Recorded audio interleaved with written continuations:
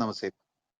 നമ്മുടെ ഇടത് ഭരണത്തില് ശരിക്കും പറഞ്ഞു കഴിഞ്ഞാൽ അവർക്ക് ഈ ക്ഷേത്രങ്ങളോടോ അല്ലെങ്കിൽ ഹിന്ദുക്കളോടോ യാതൊരു പ്രതിബദ്ധതയും ഈ ഇടത് സർക്കാരിനില്ല. അവർക്ക് അവരുടെ അധികാര രാഷ്ട്രീയം, അധികാര കൊതി അല്ലെങ്കിൽ അതിനു വേണ്ടി മാത്രമാണ് നിലനിർത്തുന്നത്. ഈ നമ്മള് പണ്ടൊക്കെ കേട്ടിട്ടുണ്ടാവും ഈ ടിപ്പു സുൽത്താന്റെയൊക്കെ ഓരോ കോട്ടയിലും അവരുടേതൊക്കെ ഒരു ഹൈന്ദവ ക്ഷേത്ര സങ്കല്പങ്ങളും ഉണ്ടാവും. ഇപ്പൊ പാലക്കാട് ടിപ്പു സുൽത്താൻ ആഞ്ജനേയന്റെ ഒരു പ്രതിഷ്ഠയുണ്ട്.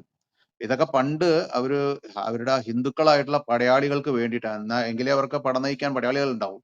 പൊരുതാൻ ആളുണ്ടാവണം എന്നുള്ളത് കൊണ്ട് മാത്രം വെച്ച് പുലർത്തിക്കൊണ്ട് പോന്നിരുന്നത് പോലെ ഇപ്പോ ക്ഷേത്രങ്ങൾ കൊണ്ടുപോകുന്നത് ഒരു കമ്മ്യൂണിസ്റ്റ് പാർട്ടിയിൽ ഏറ്റവും കൂടുതലുള്ളത് കേരളത്തിലെ ഹൈന്ദവരായിട്ടുള്ള ഒരു പക്ഷം, വലിയൊരു പക്ഷം അവരുടെ കൂടെയുണ്ട്. ഏകദേശം പിണറായിയുടെ ഇപ്പൊ ഒരു 42% ആണ് വോട്ട് ഷെയർ അവരുടെ ഇടതുപക്ഷത്തിന്റെ. അപ്പൊ അതിൽ വെച്ച് നോക്കിക്കഴിഞ്ഞാൽ ഏകദേശം അതിലൊരു 50% അല്ലെങ്കിൽ 60% ആൾക്കാർ ഹിന്ദുക്കൾ തന്നെയാണ് അവർക്ക് വോട്ട് ചെയ്യുന്നത്.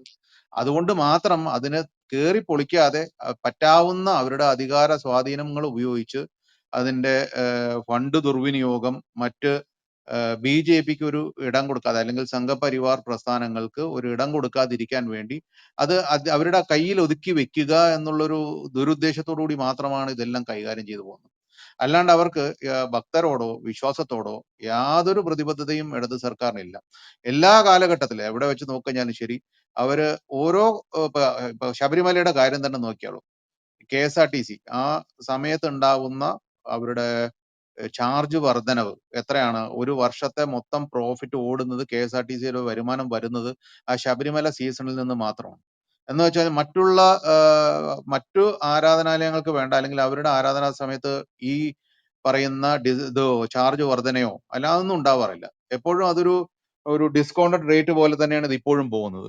അതേപോലെ തന്നെ ഈ ശബരിമല സമയത്ത് ഒരു ആ ഓർഡർ നടത്തിക്കാനുള്ള ഓർഡർ ആയിരുന്നില്ല, അതൊരു വിധി മാത്രമായിരുന്നു. എങ്കിൽ കൂടി അവരത് മുൻകൈ എടുത്ത് സർക്കാരിന്റെ എന്താ പറയാ ഒരു ആവശ്യപ്രകാരം എന്നോണമാണ് അവരത് നടത്തി കാണിക്കാൻ വേണ്ടിയിട്ട് ഒരു ധൃതി കാണിക്കലുണ്ടായത്. പിറവം പള്ളിയുടെ ഓർഡർ വന്നപ്പോഴും അവര് അതിനൊന്നും ഒരു മുൻകൈ എടുത്തില്ല. അപ്പൊ അവർക്ക് ഈ പൊതുവെ ഇവിടെ ഹിന്ദുക്കൾ ഈ മതേതരത്വം ചുമന്നുകൊണ്ട് നടക്കേണ്ട ഒരു ഗതികേടാണ്. ഇതെന്തോ ഒരു വിഴുപ്പ് പാണ്ഡം പോലെ തലയിൽ ചുമന്നുകൊണ്ട് നടക്കേണ്ട ഒരു ഗതികേടുണ്ട്. ഹിന്ദുക്കൾ അതിൽ നിന്നൊക്കെ വിട്ട് പുറത്ത് വരണം എന്നുള്ളതാണ്. നമ്മുടെ മതേതരത്വം എന്ന് പറയുന്നത് നമ്മുടെ ജീൻസിലുള്ളതാണ്, നമ്മുടെ DNA ഉള്ളതാണ്. അപ്പൊ അത് എടുത്ത് കാണിച്ചുകൊണ്ട് ഇപ്പൊ ഭരണഘടനയിൽ എഴുതി വെച്ചതുകൊണ്ട് നമ്മൾ മതേതരനാണെന്ന് പറഞ്ഞു നടക്കേണ്ട ഒരു ആവശ്യമില്ല. വിശ്വാസി സമൂഹം കൃത്യമായിട്ട് ഞാനൊരു വിശ്വാസിയാണ്, ഞാനൊരു ഹൈന്ദവനാണ്, എങ്ങനെയാണ് മറ്റുള്ളവർ പറയുന്നത്? ഇപ്പൊ ഒരു ഇസ്ലാമിക വിശ്വാസിയോ ഒരു ക്രൈസ്തവനോ പറയുന്നത്, അവർക്കത് പറയാനുള്ള മാനക്കേടില്ല. നമുക്ക് പറയുമ്പോഴാണ് അതിന് മാനക്കേട് വരുന്നത്. അപ്പൊ പലപ്പോഴും അത് പറയാതിരിക്കുന്നത് കൊണ്ടാണ് അത് പ്രത്യേകിച്ച് ഇടതുപക്ഷത്തുള്ള അവരുടെ അണികളായിട്ടുള്ള ആൾക്കാരിൽ നിന്ന് കൂടുതൽ ആൾക്കാർ അത് മുന്നോട്ട് വരേണ്ട ഒരു സമയം അതിക്രമിച്ചിരിക്കുന്നു. ഇല്ലെങ്കിൽ ഇവരുടെ ഈ കൈകടത്തലുകൾ അത് സാമ്പത്തികമായിട്ടുള്ള കൈകടത്തലാവാം, അല്ലെങ്കിൽ ഭരണത്തിന് വേണ്ടിയിട്ടുള്ള അധികാരത്തിന് വേണ്ടിയിട്ടുള്ള കൈകടത്തലാവാം. ഇത് നിരന്തരം ചെയ്തുകൊണ്ടിരിക്കും. ഇപ്പോ തിരുവനന്തപുരത്ത് വെള്ളായണി ക്ഷേത്രത്തില് അവിടെ കാവി കെട്ടാൻ പാടില്ല എന്ന് പറഞ്ഞപ്പോൾ വളരെ ഉത്തമമായിട്ടൊരു ഉദാഹരണമാണ് അവിടുത്തെ ഹൈന്ദവ സമൂഹം മുന്നോട്ട് വെച്ചത്. അവിടെ ഭക്തരായിട്ടുള്ള ആൾക്കാർ എല്ലാവരും ഒന്നിച്ച് നിന്നുകൊണ്ട് ആ CIയുടെ ഓർഡറിനെ വെല്ലുവിളിച്ചുകൊണ്ട് അവിടെ പോലീസിന്റെ കിയോസ്ക് പോലും, പോലീസിന്റെ എയ്ഡ് പോസ്റ്റ് പോലും കാർപ്പറ്റോട് കൂടിയിട്ടാണ് അവർ മൊത്തം കാവിവൽക്കരിച്ചിട്ടാണ് അവിടെ ചെയ്തത്. വേണമെങ്കിൽ അവിടെ ഇരുന്നാൽ മതി എന്ന് പറയുന്ന രീതിയിൽ വളരെ ധൈര്യത്തോടു കൂടി, വളരെ ഊർജ്ജത്തോടു കൂടി ആ ഒന്നിച്ചു നിന്ന നാട്ടുകാരും കമ്മിറ്റിയും കൂടി ഒന്നിച്ചു നിന്നപ്പോൾ അവിടെ പോലീസിന് പത്തി അടക്കേണ്ടി വന്നു. പിണറായി പോലീസാണ്. അപ്പോ ഇത് നമ്മള് ഒരു ഉദാഹരണമായിട്ട് എടുക്കണം. അതേപോലെ തന്നെ ഈ തിരുമാന്താംകുന്നിൽ പച്ച പെയിന്റ് അടിച്ച സംഭവത്തിലും അവിടുത്തെ സമൂഹവും ഭക്ത സമൂഹവും അന്ന് പരിവാർ പ്രസ്ഥാന ശശികല ടീച്ചർക്ക് അത് വിഷയം ഉയർത്തി കാണിച്ചു പരാതി കൊടുക്കും എല്ലാം ചെയ്തപ്പോൾ തന്നെ ആ പെയിന്റ് മാറ്റി അടിക്കലുണ്ടായി. അതായത് തിരുത്തലുകൾ ഉണ്ടാവുന്നുണ്ട്. ശബരിമല വിഷയത്തിൽ തന്നെ നമ്മുടെ അമ്മമാരും സഹോദരിമാരും എല്ലാവരും നാമജപമായിട്ട് പുറത്തിറങ്ങി, അത് നിങ്ങളുടെ കൂട്ടായ്മ ഉണ്ടെന്ന് എല്ലാവരും ഉണ്ടായിരുന്നു. ഒരുപാട് പേര് അതിനുവേണ്ടി പ്രവർത്തിക്കാൻ തുടങ്ങിയപ്പോ അതിൽ നിന്നൊക്കെ പല പിന്മാറ്റങ്ങൾ ഉണ്ടായിട്ടുണ്ട്. പിന്നീട് ഉണ്ടായത് എന്താണ്? ഇടത് സർക്കാർ വീട് വീടാന്തരം കയറി ക്ഷമ ചോദിക്കലും മാപ്പ് ചോദിക്കലും ആയിരുന്നു പിന്നീട് നടന്നത്.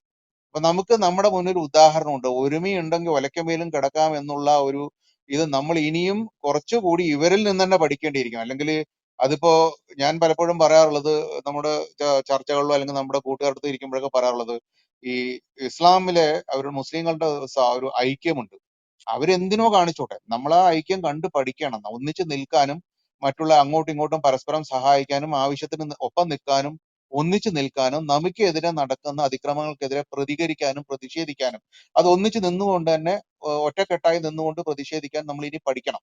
ഇതിൽ നിന്ന് തന്നെയൊക്കെ നമുക്ക് പഠിക്കേണ്ടത്. നമുക്ക് നല്ല ഉദാഹരണങ്ങൾ നമ്മുടെ മുന്നിലുണ്ട്. ഇപ്പൊ വെള്ളായണി ക്ഷേത്രമായാലും ശരി, തിരുമാന്താംകുന്നായാലും ശരി, ഇതെല്ലാം നമ്മുടെ മുന്നിലുള്ള നല്ല ഉദാഹരണങ്ങളാണ്. അതായത് നിരന്ന് നിന്ന് നമുക്ക് ഒന്നിച്ചു നിന്ന് കഴിഞ്ഞാൽ പിടിച്ചു കഴിഞ്ഞാൽ നമുക്ക് സാധിക്കാൻ പറ്റും എന്നുള്ളത് തന്നെയാണ് നമുക്ക്. അതേമാതിരി തന്നെ വിവിധ ക്ഷേത്രങ്ങളുടെ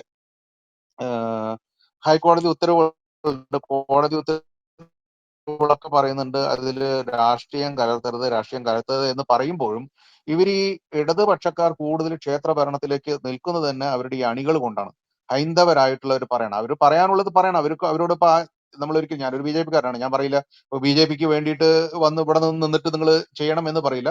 നിങ്ങൾ കമ്മ്യൂണിസ്റ്റുകാരനാണെങ്കിൽ നിങ്ങളുടെ രാഷ്ട്രീയം രാഷ്ട്രീയമായി വെക്കുക, വിശ്വാസം വിശ്വാസമായി വെക്കുക. കാരണം വിശ്വാസത്തില് എല്ലാ പാർട്ടിക്കാരും ഉണ്ട്, എല്ലാ ആൾക്കാരും ഉണ്ട്. അപ്പൊ അവർക്ക് രാഷ്ട്രീയം നോക്കിയിട്ട് ഇപ്പോ കമ്മ്യൂണിസ്റ്റുകാർക്ക് മാത്രമേ ഇത് ചെയ്യാൻ പാടുള്ളൂ, അല്ലെങ്കിൽ ബി ജെ പിക്കാർക്ക് മാത്രമേ പറ്റുള്ളൂ എന്നുള്ളൊരു ഇത് വെക്കാതെ അവരുടെ നേതാക്കളോട് അവരൊരു ശക്തമായിട്ട് അവരുടെ കൂട്ടത്തിൽ നിന്ന് ആൾക്കാർ ഉയർന്നു വരണം.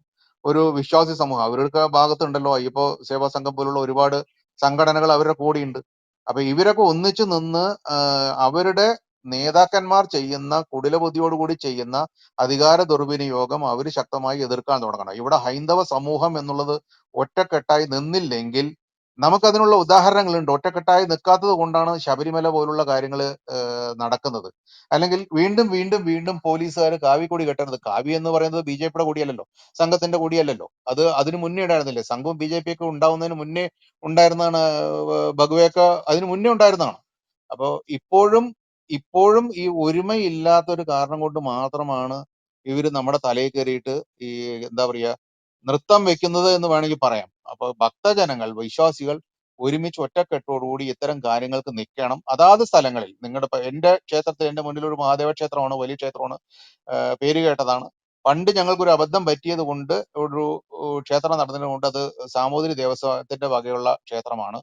അവര് വന്ന് ഏറ്റെടുത്തു. അതുവരെ ഞങ്ങൾ അവിടെ നാട്ടുകാരെ നടത്തിക്കൊണ്ടിരുന്നത്. പക്ഷെ അവിടെ ഒരു പിരിവിന്റെ കാര്യമൊക്കെ വന്ന് ഞങ്ങളുടെ മുന്നേ ഉള്ള തലമുറ അവര് കുറച്ച് അടിയൊക്കെ ആയപ്പോ സാമൂതിരിക്കാർ വന്നിരുന്ന് അവര് ഡയറക്റ്റ് ഇപ്പൊ നടത്താൻ തുടങ്ങി, വരവൊക്കെ ഇപ്പൊ അങ്ങോട്ട് പോകാൻ തുടങ്ങി. അപ്പൊ അതിനുശേഷം ഞങ്ങൾ ഇവിടെ ഒരു ടീം പഠിച്ചു. അതിനുശേഷം ഇവിടെ ഒരു രാഷ്ട്രീയക്കാരെ ഞങ്ങൾ കേട്ടാറില്ല. ഞങ്ങൾ പോലും അതിന്റെ ഉള്ളിൽ ബി ജെ പിക്കാരായിട്ടല്ല പോകുന്നത്. ഞാനൊരു ഹിന്ദു എന്നുള്ള രീതിക്ക് മാത്രമേ അവിടെ പോകൂ, സംസാരിക്കൂ. രാഷ്ട്രീയം കയറ്റാൻ അതിനകത്ത് വിടാറില്ല. അപ്പൊ ഇത് എല്ലാ ക്ഷേത്രങ്ങളും, എല്ലാ പ്രാദേശികമായിട്ടുള്ള എല്ലാ ക്ഷേത്രങ്ങളും അവരുടെ ഒരു കൂട്ടായ്മ രൂപീകരിച്ച് ശക്തമായിട്ട് ഇതിനു വേണ്ടിയിട്ട് ഒരു അപെക്സ് ബോഡി രൂപീകരിക്കണം. ഒരു സ്റ്റേറ്റ് തലത്തില്, ജില്ലാ തലത്തില്, താലൂക്ക് തലത്തിൽ എന്ന് പറഞ്ഞിട്ട് ഒരു അപെക്സ് ബോഡി രൂപീകരിച്ച് ഹൈന്ദവ ക്ഷേത്രങ്ങൾക്ക് വേണ്ടിയിട്ട് ഒന്നിച്ചു നിന്ന്, ഇപ്പൊ ക്ഷേത്ര സംരക്ഷണ സമിതി ഉണ്ട്, അവരൊക്കെ എല്ലാം കൂടെ നിൽക്കും, എല്ലാവരും കൂടെ നിൽക്കും. പക്ഷെ ഇത് നമ്മൾ ഒന്നിച്ച് ഒരുമ ഉണ്ടെങ്കിൽ മാത്രമേ ഇവരെല്ലാവരും ഉണ്ടാവൂ. ഇപ്പോ ബി ജെ പി തന്നെ നമ്മുടെ സമരം ഏറ്റെടുത്തല്ലേ, ശബരിമല സമരം ഏറ്റെടുത്ത് എന്തുകൊണ്ടാണ്? അമ്മമാരിറങ്ങി, എല്ലാവരും റോഡിൽ ഇറങ്ങി പ്രതിഷേധിക്കാൻ തുടങ്ങിയപ്പോൾ ഇത് സമൂഹത്തിന്റെ ആവശ്യമാണ്, സമാജത്തിന്റെ ആവശ്യമാണെന്ന് പറഞ്ഞു. അതുകൊണ്ട് തന്നെ കമ്മ്യൂണിസ്റ്റ് സർക്കാരിന് അതിന് പിന്മാറേണ്ടി വന്നു. അപ്പൊ ഇത്തരം ഒരുമയോട് കൂടി നിന്ന് കഴിഞ്ഞാൽ നമുക്ക് എന്തും സാധിക്കാം എന്നുള്ള ഉദാഹരണം നമ്മുടെ മുന്നിൽ തന്നെയുണ്ട്. അത് മാത്രമാണ് നമ്മൾക്ക് വേണ്ടത്. ഒരുമ, ഒറ്റക്കെട്ടോടുകൂടി നിൽക്കുക എന്നുള്ളത് മാത്രമാണ് വേണ്ടത്. ഇത്രയും എനിക്കിതിന് ആഡ് ചെയ്യാനുള്ളൂ.